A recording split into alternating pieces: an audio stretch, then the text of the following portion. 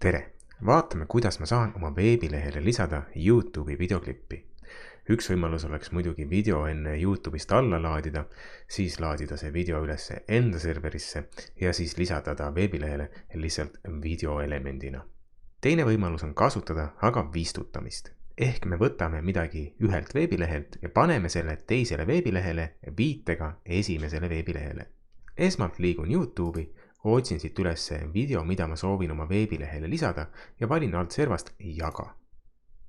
Ja siit edasi manustamine. Ja meile nüüd kuvatakse üks iframe element koos sobiva infoga. Me saame siit selle koodi kopeerida, ise selekteerides või lihtsalt vajutades nupule kopeeri. Lähen nüüd oma veebilehe HTML koodi peale ja kleebin selle info siia pärast pealkirja elementi. Ctrl V ja info ongi kleebitud. Mul on siin näha, et meil on siin määratud laius, kõrgus, kus see video asub. Raami paksus on 0 ja siin on veel erinevad infod mobiilist vaatamise kohta. Ma salvestan, lähen nüüd sellele samale index.html dokumendile, mis mul on avatud siin brauseris, uuendan ja YouTube'i video ongi lisatud veebilehele. Nüüd nagu ma näen, siis ta laius on see sama 560, mis me siin alguses koodis kohe saime vaikeväärtusena.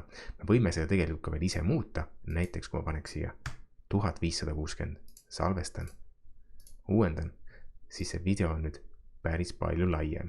Me peaksime muidugi muutma ka kõrgust vastavalt. Salvestan, uuendan ja video on nüüd veel laiem. Ehk me saame neid sätteid siin ise hakata selle meile loodud iframe elemendi sees muutma vastavalt sellele, mida me varasemalt oleme juba õppinud ja mida me teame, kuidas me saame muuta. Näiteks frame border, panen siia hoopis võrdub 4, salvestan, uuendan ja nüüd on meil siin ka sellel videol selline raamjoon ümber 4 piksli paksune.